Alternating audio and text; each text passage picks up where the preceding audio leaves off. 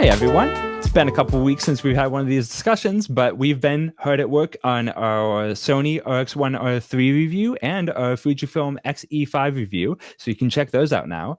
But we also have a brand new team member. Say hi to Matthew. And Matthew, could you go ahead and tell us what you do at DPReview and a little bit about yourself?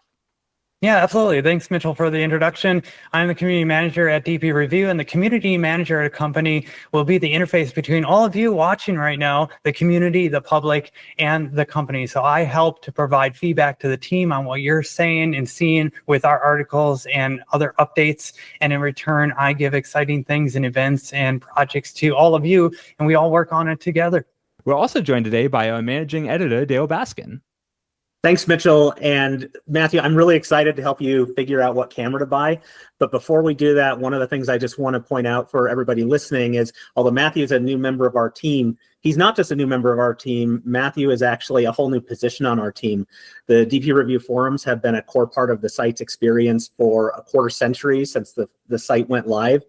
And it is one of the best repositories of information about photography and digital cameras on the internet. But we've never had someone whose full-time job is to focus entirely on supporting our community.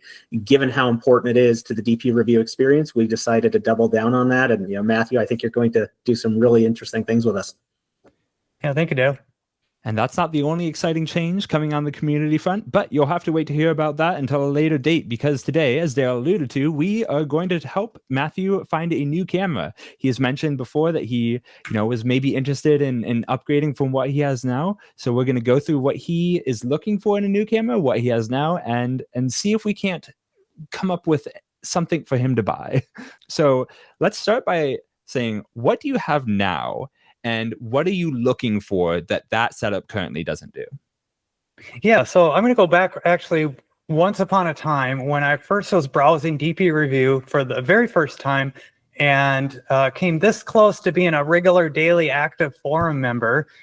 But I was looking at a specific camera for a time back in 2007 when, digital cameras were kind of just more or less, at least for me, getting started. And I was preparing for a road trip, a 1-year-long adventure to China. I taught English for almost a year in China, and it was a fantastic experience. But when I was preparing to go, I said to myself, I cannot have anything less than the very best. And while I'm not sure it was the very best at that time, I did pick up a Sony CyberShot DSC-H9B, and it did well. It did what I needed it. It took some great photos, and it also had video capabilities. It did the job. And I had it for a few years. And then just recently, a few years ago, I picked up my last camera, the Canon EOS Rebel 7. There's a T7. There's a couple of versions, T7. And it came with 2 lenses, and I pretty much only use one. But this one is currently getting me through everything that I kind of throw at it, but I'm really looking to lock on to a more specific area of photography these days, and I just want something new. Definitely. We all understand the concept of this does the job for me, but man, I would just really could use something a bit different. Great job, by the way, remembering the very specific model name for that CyberShot. I definitely could not have pulled that out. But yeah, no. So go ahead and tell me. Tell us what you're looking for in a new camera. Like what's the goal? Well, I want something that can do everything. There we go. Excellent. Easy peasy. All right, that's an easy answer. Am I banned from the forums now by the community because I said that? No, I think you'll be fine. Well, let's see. Okay, so one of the things that I do recently is I love to attend events, conferences, conventions. I'm a computer gamer, so there's a lot of events around in the Texas area where I live. And I love to take up close photos. Sometimes it's with other people, cosplay, that sort of thing. It's sometimes, especially for the conferences, in a low lit area. So the camera has to do well in low light. So maybe we should start there. So low light, indoor environments, possibly group shots. So we may need to get a little wide. Is that what I'm hearing, Matthew? Yeah, and speaking of group shots, Dale, I would say sometimes you're taking like a celebration photo of a group of people. Imagine anybody can relate to this scenario where you're at a restaurant, you're around a table of like 10 to 12 people. It's somebody's birthday and you're celebrating an event, and you ask the waiter or waitress, can you please take a photo of us? And they end up having to, depending on the camera, back away a certain distance. And that's the problem I have with this this Canon right now, is it doesn't seem to be able to capture everybody very well. Maybe it's the lens I'm using.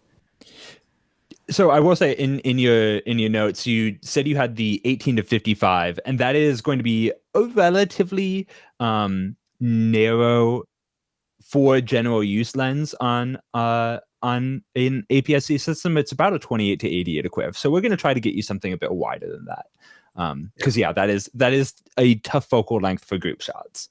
Hey, Matt, that is the one I'm using right now too, and the other one seems to be much more for distance shots, even sports, which I generally don't take photos of or video. Yeah, I was going to say let's talk about any other use cases you have. Is this the primary use case that you're looking for, or are you looking for a camera that will be an all-around performer for travel, for family events, for corporate events? Do you see this as a specific tool or a more general tool? Well, I would have to say I'd lean on the general side. If I'm out carrying it, which is important. I'm glad you brought that up, because it's something that, I think most of us want to have a camera where I hike and bike, so if it can fit into a backpack, it's not that bulky, that'd be great. It doesn't need to fit in my pocket. I think that's probably constraining things a wee bit here, right? But if I'm on a hike and I have it in a little fanny pack or something, well, big one, I suppose, with a couple of lenses, that would be fine, because I do take some outdoor shots as well, opportunistic ones. But I need the camera to be really good as best as possible in the other areas we described: the indoor, the close-up shots, the low-lit areas. And if it's okay capturing something fast-paced, like a squirrel running across, an outdoor woodsy area or something, and it's not the best as the indoor, that's okay. Okay. And then, do you shoot any video at all? Is that something that you do or hope to do?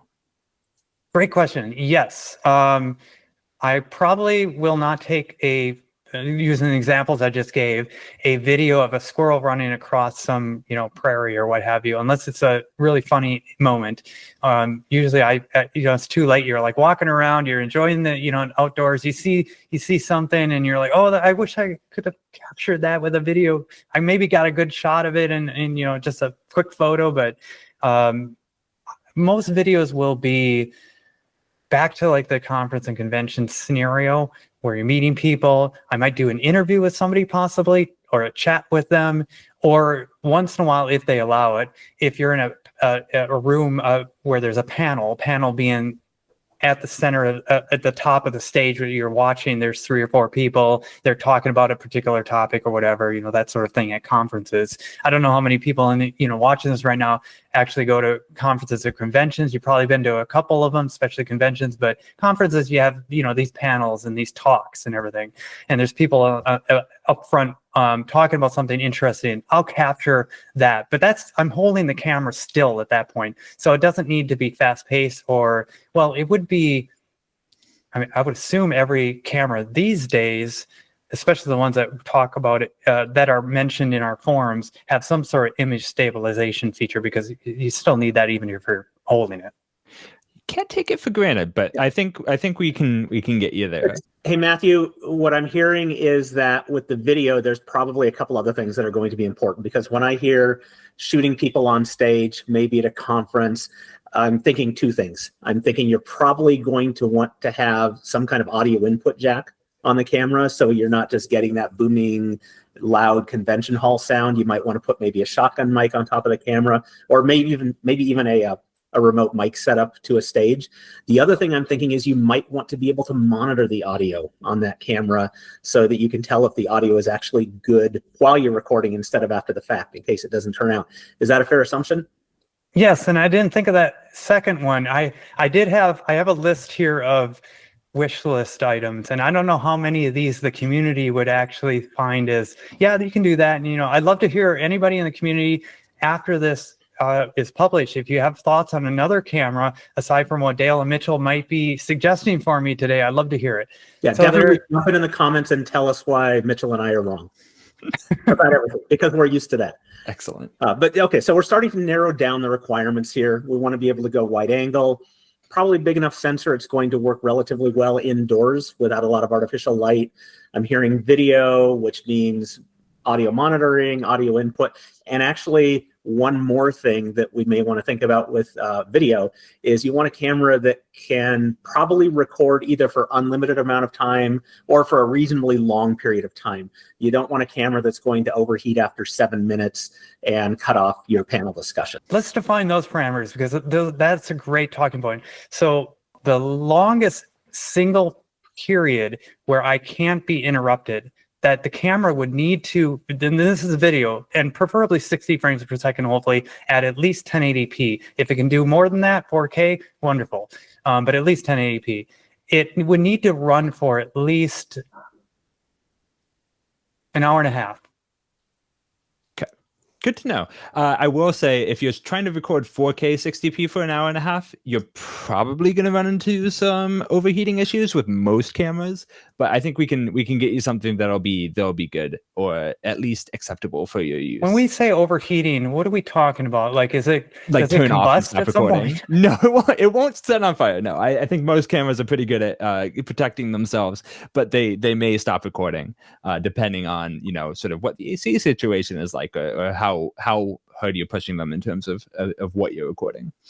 One more question for you before we sort of get to our recommendations that I think we're starting to circle around. How important is technology for you? So like ease of use, menus, the connecting to your phone or to your computer, sort of where do you fall on that? Are you old school? You just want to take a card out and put it in your computer, or you want something a bit more fancy?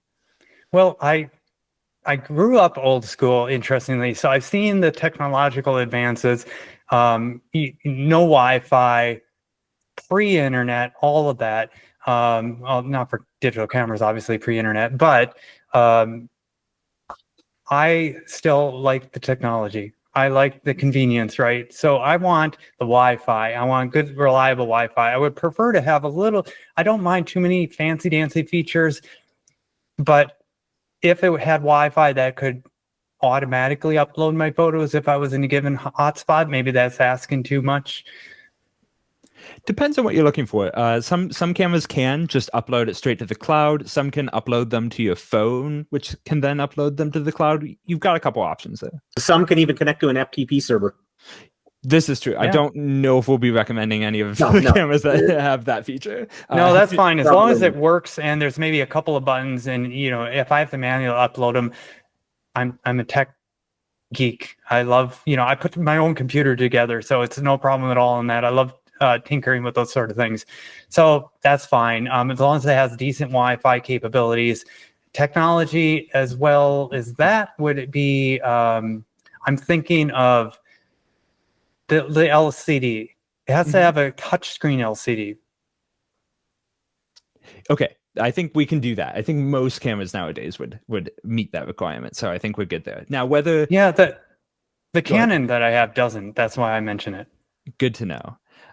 Yeah, so I think the first camera that I'm thinking of is more of a general sort of statement of one of the stabilized sensor Fujifilm cameras. So this is going to be an APS-C sensor like your current one. So any lenses that we mention, they will have a bit of a crop factor, slightly less than your Canons, but it's going to be broadly similar. So the one that I would say is probably going to be the best fit for the bill is the XT50, which does a good mix of video. It does a good mix of stills. It's got a stabilized sensor, which does help when you're trying to take indoor shots in low light. And there's a great selection of lenses for that camera because Fujifilm has one of the best supported APS-C mounts, because that is all they do. They're not trying to get you to move to a full frame camera by sort of artificially restricting the APS-C lens ecosystem like some other brands. the cons with the Fujifilm is that at the moment the autofocus isn't the greatest. For your use cases, I suspect it would be totally sufficient. But if you're trying to shoot action or sports or fast-moving children, it's not going to be as reliable as something like a Sony or a Nikon or a Canon. You mentioned the autofocus. That's interesting because the Canon that I have, I don't know if it's me just not running it right or something is sometimes a little unpredictable with it. It especially in any sort of fast-moving scene, which I don't, like I described before, take too many of, so that's fine. But it has trouble locking on. For example, like you have like a blade of grass in front of a person sitting on the lawn somewhere. So you have a person, a face, and cameras are generally good, it seems like, recognizing that. Mm-hmm. And then you have this big blade of grass, which it should generally not focus on. Sometimes it'll automate for whatever reason, even if I'm not even moving the camera, suddenly lock onto it. I'm like, no, that's a blade of grass. I don't want that. I will say that even though I said that Fujifilm's wasn't the greatest, I would expect it or and the autofocus system of most modern mirrorless cameras to be better than an entry-level DSLR. They use essentially an entirely different sort of technology, and they are generally going to be more reliable in terms of not doing stuff like that. So what about autofocus that has a scene with a lot of different people on it? So I just described one where you have a fairly simple scene. You have a blade of grass that generally the camera should recognize it, like, unless you tell it to focus on it. I don't want to naturally focus on that. I have a person in the scene, that is the object with whatever they're doing. But if you're in a conference hall with people, and this would apply to video as well, but let's just take photos. Lots of heads around, lots of people in, up close and back in the distance. It has no way to know who I'm locking onto. So I probably have to manually target that. Yeah, you'll probably want to sort of manually select, but it will generally do a decent job of staying with the person that you've selected rather than jumping. And there's settings. Yes. There's settings that you can set. Yeah. That's more in depth than we should go right now. But I would say for most of the cameras we're going to talk about, there are ways to manage that. There's a couple great lenses for it. Something like the Sigma 10-18 would be a really good option for wide group scenarios. It's less versatile than I think Fujifilm's really good kit lens, which is the 16-50, but that is going to be a bit tighter, and I suspect you would run into the same group photo issues that you're running into with your current setup, since it's a very similar focal length. So I would maybe suggest that Sigma, and then one of Fujifilm's really good f2 primes, whichever focal length speaks to you, because those are just really nice to shoot with. They're small, they're not particularly expensive, and they're just like I personally love the 35 f2, which is around a 50 mil equiv. But whatever focal length speaks to you, I think that'd be a good option to pick up alongside, say, an X. There was somebody in the community a couple of days ago. They had asked me, "What's your favorite focal length?" And I was like, "Oh, geez, can I pick more than one? Like, what is the scenario? What's a use case for it?" They said, "Nope, you got to give me one number. What's your preferred?" And I was like, "Oh, okay. Well, let's see here." So I said 75 millimeter, which is maybe higher than I thought I would say, but I had mentioned it because of different use cases. I could only pick one, right? And so I mentioned it to him. If you're watching this, you know who you are.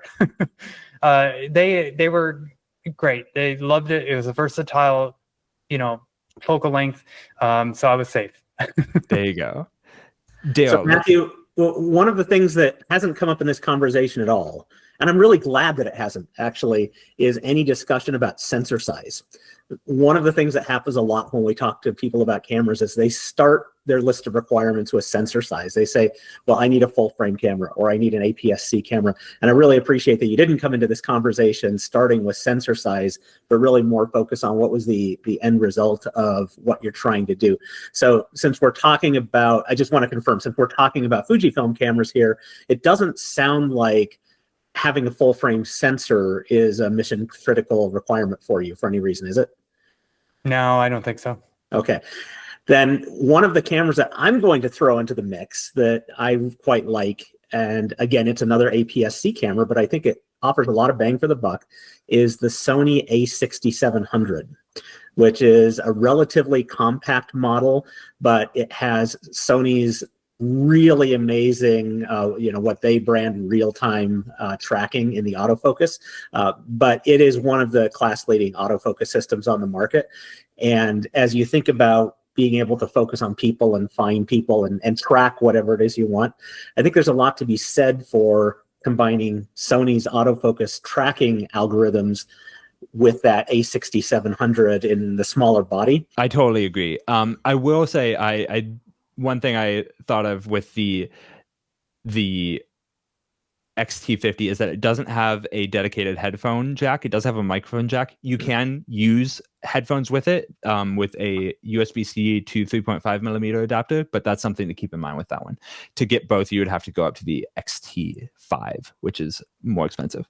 I'd be more concerned about the mic, because when you're in a hall, unless it does really good distance-wise, and that's almost impossible, and some of these cases, you have too many people, and you need to get close to the person in question. Yeah, I can totally co-sign Dale's recommendation of the A6700, though. That is probably one of the most capable APS-C cameras on the market. And Sony has a really great lens ecosystem as well. And they generally allow partners like Sigma or Tamron or even Votox to make a wide variety of lenses for them. That was the other thing I was thinking of too, Mitchell, is that opens up a very broad option for which lens you put on the camera, because you don't have to go with Sony's first-party lens options.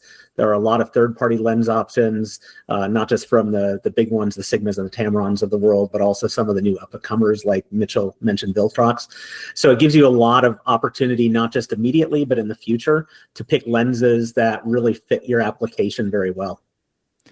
Speaking of Sigma, the next recommendation is not a Sigma camera. However, it is part of the L-mount Alliance, along with Sigma and Leica and some other brands. And that would be the Panasonic S5 II.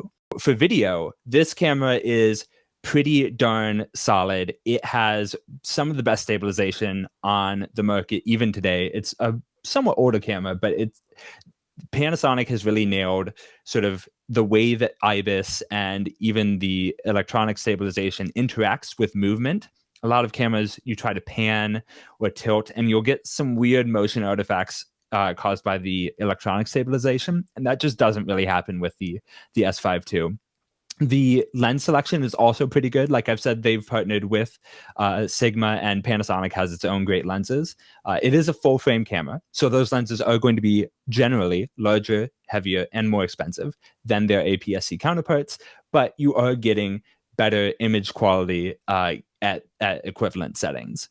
The Panasonic also, I think their menus are maybe not the prettiest to look at, but I think they are the least overwhelming. Fujifilm has a bunch of options in their menu. I think most camera manufacturers should take a look at their entire menu systems and try to rework them, because they've all got hundreds of options at this point that can be way overwhelming for someone who's just diving into the system. But Panasonic's are generally not too bad, and you can navigate them using the touchscreen, which I really like. And their app, which is Lumix Lab, is also one of the best in terms of connecting to your camera, getting footage from it, and uploading color profiles to it if you want to change how your images look out of camera. At 4K 60, it does have a crop. It's got a bit of a slower sensor, so you will be punching into an APS-C size region of the sensor rather than getting that full frame. And like Fujifilm, their autofocus isn't quite top of the pile, but overall, it's a really, really solid camera for your use case. You could get a Sigma 17mm f4 for group photos. That's going to be plenty wide, especially since that is a full frame equivalent. And then let's say Panasonic 24-60 f2.8, which is a really nice fast zoom lens for sort of the rest of the stuff you're doing. Yeah, you mentioned a lot about the LCD and the UX, and what buttons it has and what's available in the menus. UX design is an underappreciated skill, let me tell you, because it's with so many options. I like simplicity. I don't need a lot of those options, but I do want the things I want better be right up front. So it's got to be easy for me. Let me throw a curveball to you guys here. We touched upon overheating, how long the camera can run for in one sequence. What about battery compatibility? And here's the curveball. I don't mind swapping out batteries. I don't mind having a couple extra batteries with me. That's fine. But I really at times want to just be able to plug it in. I don't want to have to take out the battery, put it into, you know, a container that then plugs into a wall or USB or what have you. Are there cameras that have also the battery ability and can plug in some fashion to recharge? I've got good news for you, Matthew. Almost all modern cameras have USB-C charging.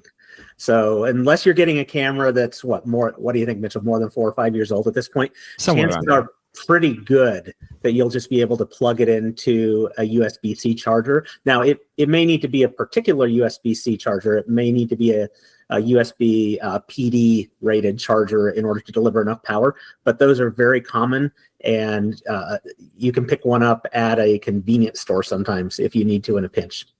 Perfect. Awesome. Yeah, the Canon that I have is, tell me if I am describing this right, but the Canon, it's a nice, solid camera. It's pretty light too, actually. And it has all the basic features that I want. It's just I want something better here and something better there. But what it seems to, you know, I want to have more of as well is that ability to have some of these extra functions. And it's clearly a beginner camera, it seems like. Yeah, that's the Rebel line has always been sort of their entry level cameras, and a lot of them are great for what they are. In fact, I started with a Rebel T3i, which if we want to, just the T3. The I was the one that could do 1080p and mine couldn't, which is really tough for film school. But yeah, so it is a more beginner level camera. A lot of the cameras that we're recommending are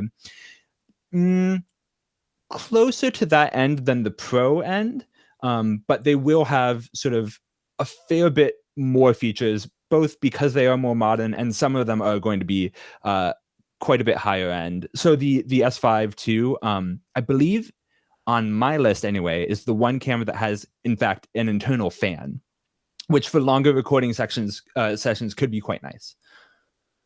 Does that actually make noise when you're recording? It's pretty quiet. Like if you put your ear up to the camera, you can hear it, but for the most part, it's not going to be noticeable.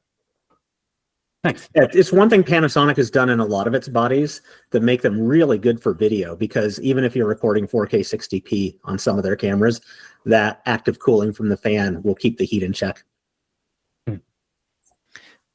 Dale, do you want to go ahead with your next? Yeah, let me throw another one into the mix. And I have to admit, I'm a little bit iffy on throwing this one into the mix based on what we've talked about, but I do think it's worth looking at. And especially because you're familiar with Canon already. And that is the Canon EOS R8, which is also a full-frame camera, but it's a relatively capable full-frame camera at a really good price. As I recall, it does have both microphone and headphone input. As I recall, it has both microphone and headphone jacks, so it solves the video problem for you. It also has Canon's menus, and you mentioned the workflow and the menu system were really important to you. And yeah, there are definitely some cameras that have more intuitive and less intuitive menus. I find Canon's menus are really easy to figure out. They're nicely color-coded. And in my opinion, Canon has always had some of the nicest menus in the industry. So if that part of the workflow is important to you, I think the R8 is maybe worth taking a look at. Yeah, especially if the menu has some customizability. I don't know how far menus have progressed over the last few years, but the ability to favorite certain items so I can get to them faster. I think most of the camera, then sort of the Q or the I or the on-screen menu that you get while you're shooting, you can also generally decide what's available in there as well. Two things about the R8 that I think are worth keeping in mind. One is that it doesn't have an autofocus joystick. Now, you are not used to an autofocus joystick, so it won't feel like a step back, but most of the other cameras that we've talked about do, and it is a pretty nice way to control sort of where your camera is focusing. Once you get used to it, it's hard to go back to a camera without it. That's a good call out. I was waiting for you to shoot me down, Mitchell. No, I think it's a good camera and it's got really good autofocus. But it is definitely Canon's least expensive full frame camera, and you can see where they've cut the corners. Just ask Richard Butler about the Panasonic S9 sometimes and how much he enjoys or does not enjoy using that camera. And part of the reason is that it doesn't have an autofocus joystick. The ability to power it from a USB-C power lead or battery bank is also going to be pretty important for the R8, because I'm pretty sure the battery in that camera could not last an hour and a half recording video. It's pretty slow. Actually, that's a great point. I was thinking of the battery in terms of photography, but for video, that's a really good consideration to call out. Definitely. But I do believe it would be able to run off of a battery bank. So, you know, something that you'd use to charge your phone. So that does help out. And most of the cameras that we've talked about, like we said, will be able to run off of a USB-C battery bank, which is a great thing about the modern age. I really appreciate that. Now, talking about sort of an entry-level full-frame camera, the S5 II started life as a mid-range one, and it's come down in price as it's gotten older. But Nikon's Z5 II, which was sort of recently introduced, is sort of their answer to the R8. And it has a lot of features that it doesn't. So it's an autofocus joystick, the ability to record 4K 60p, which I actually don't know off the top of my head if the R8 does, but I know the Z5 II does. And that is just a really, really solid camera. I believe it will outperform the S5 II in terms of autofocus performance. And just really bang for buck. It's hard to think of a much better option in the market these days. The cons are that Nikon's lens selection is going to be somewhat limited. In terms of autofocus primes, you've got a fair pick because Viltrox and sort of other brands have been... Nikon hasn't necessarily stopped other brands from making prime lenses, but there aren't a ton of full-frame zoom lenses available from third parties. And like the S5 II, the 4K 60p mode does come with a crop. But overall, it's a really, really solid camera for not a ton of money. So one of the other things that I was thinking about as we were talking about performance is how fast the camera turns on. And it is something that, you know, maybe a lot of people don't think about all the time, but it has been increasingly important for me because of the need to grab the camera and take a shot when some opportunistic, you know, something comes along. I think a lot of wildlife photographers, I bet, would appreciate that sort of thing. So does that matter? Like, you know, some of these basic things like being able to charge it at a relatively fast speed, and now this goes to the battery, but the turning it on and off, those sort of basic functions. Most cameras are going to be pretty quick at that these days. Like most computers, they've gotten faster as time has gone along. I will say that the S5 II can sometimes, depending on the situation that you left it in, take a little bit longer than you'd like to start up, but that isn't every time. Although the unpredictability of it does maybe make it a slightly worse problem. And Panasonic has gotten better, but there's still every once in a while you'll run into a snag with it. Yeah, Mitchell, I like your Z5 II suggestion, but I'm going to throw one more camera into the mix, and this is going to be the monkey wrench that upsets everything. Let me ask one question before I throw this recommendation out, Matthew.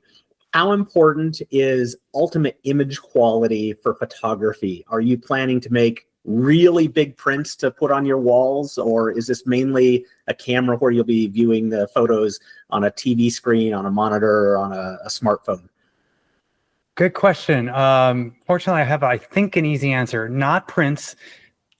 If it can do that, fine. But the objective is on screen, maybe like we do at DPReview, where we're posting something. Well, we like to post high quality, I know, by default, but anything that fits onto a website page is more or less sufficient if they can download it and see it in its full view on a monitor that's probably only 1920 by 1080, maybe 4K anyway. All right, let me mix up the whole conversation by throwing another camera in here. And I think this is actually the camera for you. It is the Panasonic G9 II. which is actually a micro four thirds camera. So its sensor is a little bit smaller than the APS-C camera. Physically, it's going to be pretty much identical to the S5 II that Mitchell has been talking about. It's basically the same body with a smaller sensor. However, because it's a micro four thirds sensor, it's going to have much smaller lenses. So generally speaking, your lenses will be a lot smaller, and you've talked about portability, being able to throw it into a backpack. And one of the great things about that micro four thirds system is not only does it have a huge selection of lenses available, but you can get a relatively small optic for what it is you want to achieve. A great example for that camera would be the Panasonic, the 12 to 60 f2.8 to f4.0. I hope I've got that right in the back of my mind. But that gives you a huge range equivalent to 24 to 120 millimeters in a single lens. Optically, it's very good. But here's the great thing about the G9 II. It is a video powerhouse. I think chances are good the G9 II probably exceeds your requirements when it comes to the video side of things. It's going to have a lot of professional features like vlog. I'm trying to remember if it has ProRes recording. You may have to jump up to the G7 to do GH7 to do that. But from a video perspective, because that sensor is smaller, it's not going to generate as much heat, and you're not going to run into as much trouble recording for long lengths of time. I don't remember if the G9 II has unlimited recording at 4K 60p, but you could probably record for a long time at 4K 60p. And if that was a real requirement, you could even jump up to the GH7, which is essentially the G9 II on steroids when it comes to the video capabilities, and it adds a built-in fan similar to the S5 II. So I think the G9 II might actually be the camera you want. That is a really great suggestion. I was like debating whether or not do I say the OM3 or not.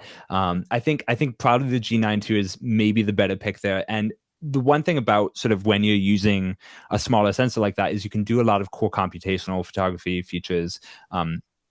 The OM3, for example, from our OM system has a virtual ND filters where you can sort of get a darker image than you would be able to otherwise. It has virtual graduated ND, long exposure where it'll stack a bunch of shots together and give you sort of an effect like you had used a really long exposure, but without you needing an ND filter.